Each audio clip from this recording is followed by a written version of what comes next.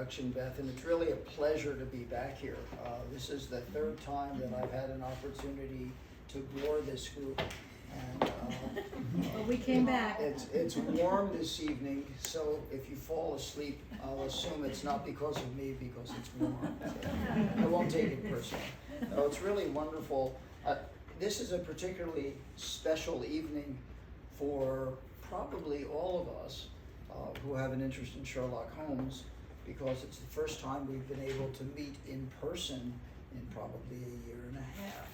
So it's the first time that I've had an opportunity to meet with live individuals, not Zoom individuals, in that year and a half. And I usually get to about 15 or 20 science meetings around the country every year. So it's wonderful to be back here, and this to be the first one, especially among friends. And this is a very, very special group. So I'm delighted to be here. And when Linda and Beth asked if I would speak here this evening, I didn't hesitate for a couple of reasons, not the least of which is I love to come here, and this is such a special group. But also, I had just put together a little presentation that actually fits geographically. Now, there are some instances where presentations easily fit geographically. If we were meeting in London, for example, it would be real easy. But what about Amador County, Calaveras County, and the Mother Lode, etc.? Well, tonight, that's what we're going to deal with. And I should also let you know that this will be nice and short, so you can look forward to that. As Beth indicated, the title of this brief presentation is Twain, Harte, and Holmes. Now, we'll start with raising a question. What do jumping frogs, roaring camps, and Sherlock Holmes have in common? Well, by the end of the presentation, I suspect you'll be able to answer that simple question. The Sherlock Holmes stories became so popular that within 5 years of their original publication in the Strand magazine, parodies began to appear not only in England, but in the United States as well. Three of the most popular American writers of the late 19th and early 20th century created works parodying the great detective. They were Mark Twain, Bret Harte, and O. Henry. Twain wrote, well, in fact, we'll start with Twain. Twain wrote a double-barreled detective story. Bret Harte wrote The Stolen Cigar Case, and O. Henry actually wrote 3 short parodies, The Sleuths, The Adventures of Shamrock Jones. Both of those appeared in a collection of stories called Sixes and Sevens, which was published in 1911. And finally, The Detective Detector, which was published in O. Henry's final collection, Waifs and Strays, which was published in 1917, shortly before his death. Twain, of course, became by far the best known of the 3. Both he and Bret Harte achieved their initial prominence writing about the gold fields of California, and particularly the Mother Lode, where we are this evening. Their Holmes parodies were to come much later, however, both of them being published not until 1902.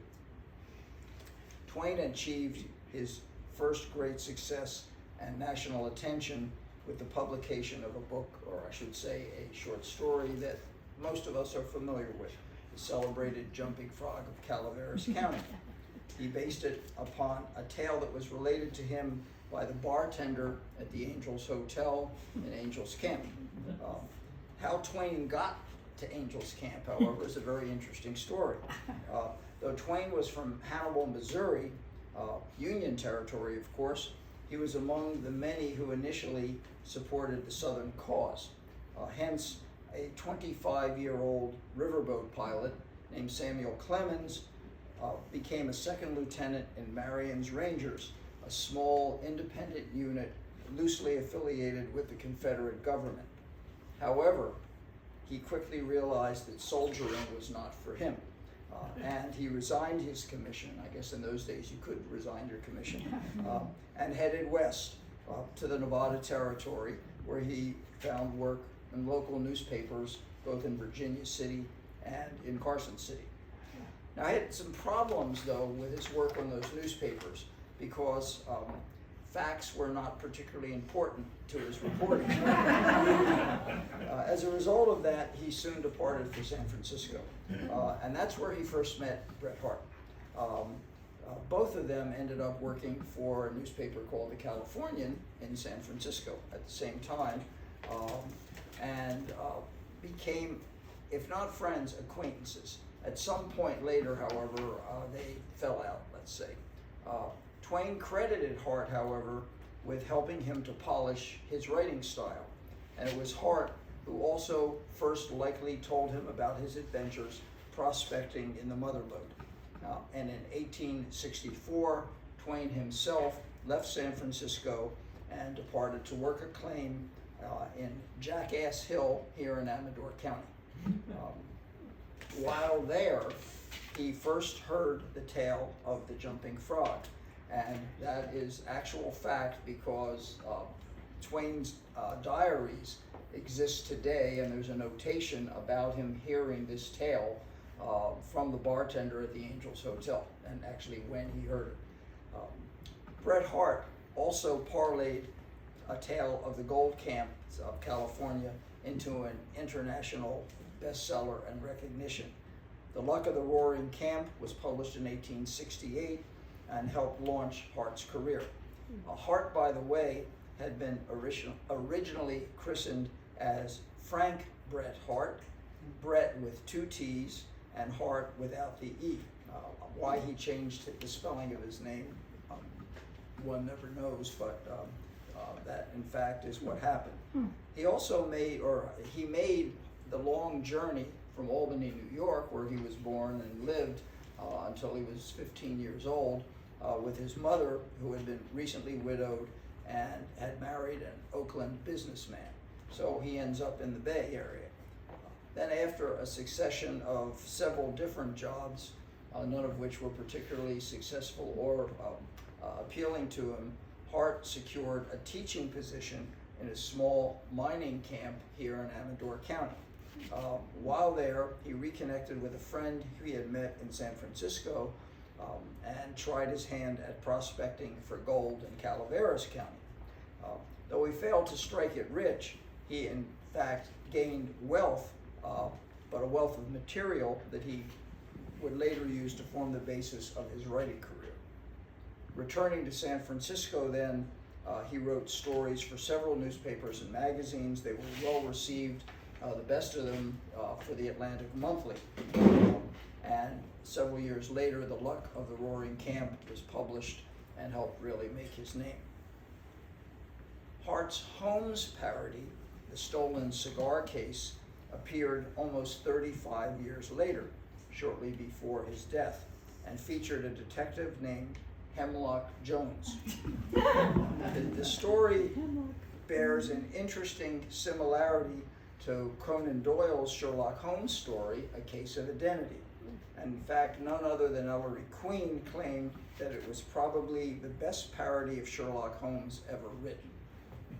Mark Twain's novella, A Double-Barrel Detective Story, was also published in 1902.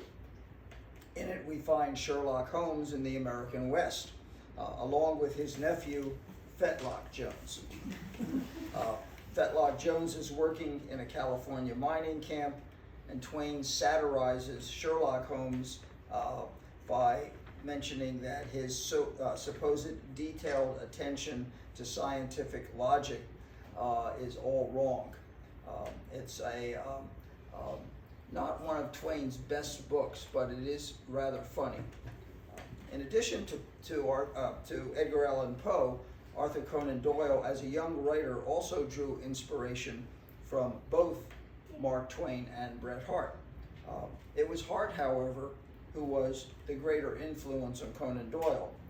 Owen Dudley Edwards, the Scottish author who wrote The Quest for Sherlock Holmes, one of the best scholarly works ever done about Doyle, suggests that the character of Lucy the recently orphaned youngster in A Study in Scarlet was actually patterned after Harte's A Waif of the Plains.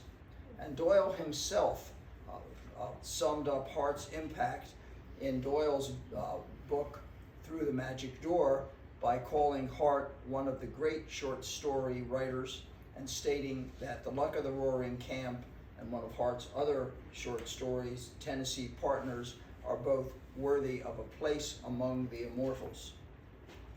During Conan Doyle's 1894 tour of the United States, he had hoped to meet both Twain and Harte.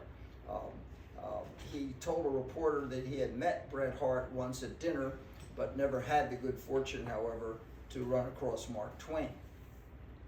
Though Doyle admired Twain's writing, it had less influence on his own than that of Harte, perhaps because Twain's greater focus on humor.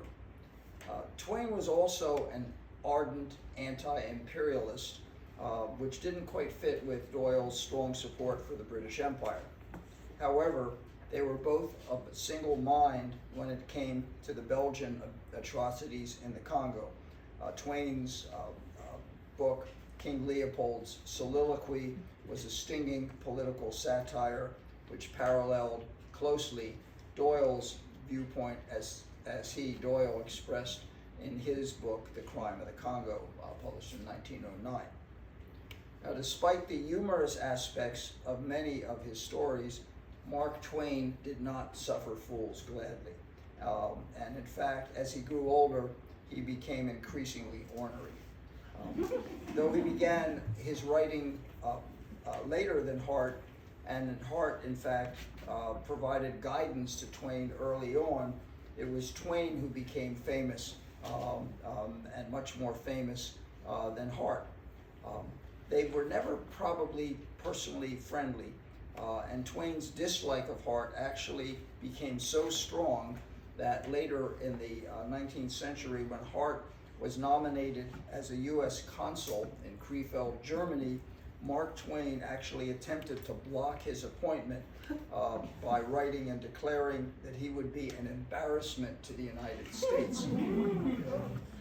I should point out that Twain did not succeed, and Harte ultimately held fairly senior diplomatic posts in both Glasgow and in London.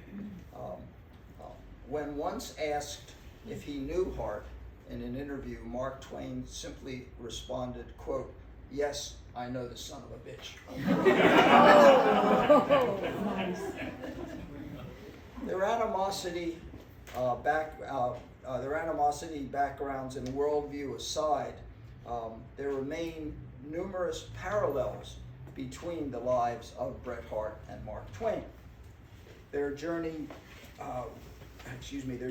west was not predicated upon their interest in getting rich in the gold rush. Yet, both their initial fame resulted from writing a story about it. Neither of them had set out to become writers, yet both achieved their initial success working for newspapers in San Francisco.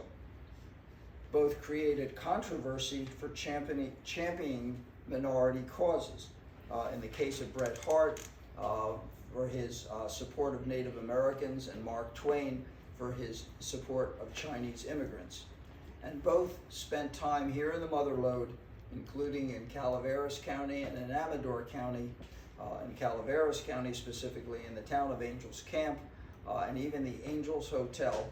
And of course, both of them wrote important early parodies of Sherlock Holmes. So, as a result of this brief conversation, I hope you can now answer the question, what do jumping frogs, roaring camps, and Sherlock Holmes have in common? Thank you.